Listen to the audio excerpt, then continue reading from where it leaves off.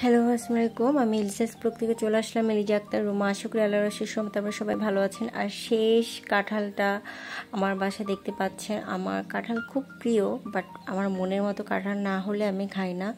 তো এদিকে আমি লাউ দিয়ে গরু মাংস রান্না করছি। এটা আবরারের পাপার অনেক পছন্দ, তাই রান্না হচ্ছে। কার কার বাসায় লাউ দিয়ে গরু মাংস রান্না হয় সেটা অবশ্যই জানাবেন। আর আপনারা কি আমাকে ভালোবাসছেন না? জানি না আপনারা কেন কমেন্ট করছেন না, বা আমাকে একটু বেশি বেশি লাইক দিলে কি হয়। প্লিজ আমাকে লাইক দিবেন, আমার এই চ্যানেলটাকে লাইক দিবেন এবং কমেন্ট করে জানাবেন। তো আবরারের পাপার বার্থডে ছিল, তো এখন আমরা ওর কেক কাটবো। ওকে তো খুঁজেই পাওয়া যায় না আসলে। অনেক ভালোবাসার মানুষ তো, তার সবাইকে সময় দিতে হয়। তো লাস্টে আর কি আমি সময় পেয়েছি।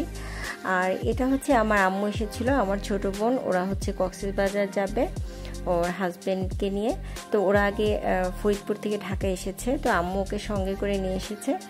তো ওরা কক্সবাজার চলে গিয়েছে, বা আমার আব্বু আম্মু, মানে ওরা কক্সবাজার গিয়েছে। আমার আব্বু আম্মুর, আমার শ্বশুর শাশুড়ির হচ্ছে সিলেটে যাওয়ার কথা ছিল, কিন্তু আমার শাশুড়ি হঠাৎ অনেক অসুস্থ হয়ে যায়।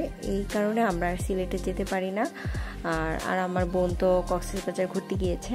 তো আম্মুর সাথে আমি এই ফার্স্ট টাইম মানে আমাদের বাসার ছাদ দেখতে আসলাম, এবং এত সুন্দর, মানে ছাদের যে পরিবেশটা এত সুন্দর, খুবই ভালো লেগেছে। আর আকাশটা দেখে তো মুগ্ধ হয়ে আকাশের দিকে তাকিয়েছিলাম। তবে বেশিক্ষণ তাকাতে পারিনি, কারণ একদম মাগরিবের একটু আগে চলে আসি আর কি আমরা ছাদে। তো আজান দিয়ে দেয়। ছোট বাচ্চাকে নিয়ে আমার আসলে ছাদে থাকা ঠিক হবে না, তাই মনে করে আমি বাসায় চলে যাই। তো আমার খুবই ভালো লেগেছে।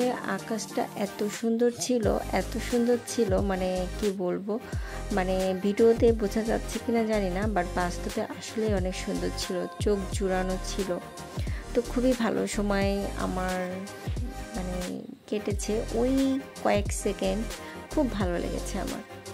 তো যাই হোক, আমি, আম্মু, আবরার, আহনাফ, আমরা সবাই এসেছি। আর আহনাফের তো এখন 18 মাস হয়নি, তাই ওকে খুবই সাবধানে রাখতে হয়।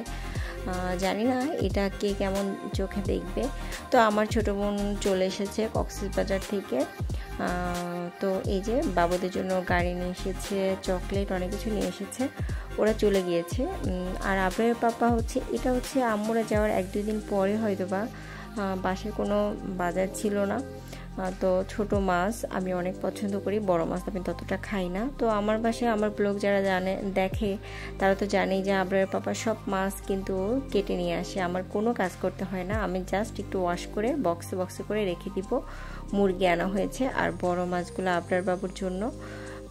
ও কাটার জন্য ছোট মাছ খেতে চায় না, তবে ট্যাংরা মাছ যতটুকু কাটা বেছে খাওয়ানো যায় ওকে খাওয়ানোর চেষ্টা করি। তো রাত 12টার দিকে আপনার পাপা বলল যে ইলিশ মাছ দিয়ে চাল কুমড়া দিয়ে আমি খাবো, আমি এখনই খাবো। তো আমার হাজবেন্ডকে খুশি করার জন্য আমি কিন্তু এই একটা ইলিশ মাছ নিয়েছি, আর এই যে চাল কুমড়া কেটে আমি কিন্তু মাছটা রান্না করে ফেলেছি। ফিনিশিংটা আপনার পাপা দিয়েছে, এবং দিয়ে সে কিন্তু রান্না শেষ হওয়ার পরে খেয়েও নিয়েছে। আর আমি আবার আহনাফ বাবু ঘুম থেকে উঠে যাতে আমি ওর কাছে যাই। আস্তে আস্তে মানে আর আমি তরকারি ভিডিওটা নিতে পারলাম না, মানে খাওয়া হয়েছে সেই ভিডিওটা নিলাম। আর এটা হচ্ছে আমার বেডরুমের থেকে আরেকটা বিকালবেলা, মানে আরেকটা বিকেলবেলা দেখাতে দেখাতে আপনাদের কাছ থেকে আজকের এই ব্লগ থেকে বিদায় নিয়ে নিচ্ছি। যদি ভালো লেগে থাকে আমার এই চ্যানেলটিকে অবশ্যই সাবস্ক্রাইব করে রাখবেন, লাইক দিবেন, কমেন্ট করবেন। আর যদি কোনো ভুল করে থাকি সেটা অবশ্যই ক্ষমা দৃষ্টিতে দেখবেন। আসলে জীবনে সবাই কিন্তু এক না, আসলে সবাইকে আল্লাহ সব গুণ দিয়ে তৈরি করে না। তো যাই হোক, আমার যখন খুব, তো এই তো আপনার কাছ থেকে বিদায় নিয়ে নিচ্ছি। আপনার সবাই ভালো থাকবেন। আল্লাহ হাফেজ।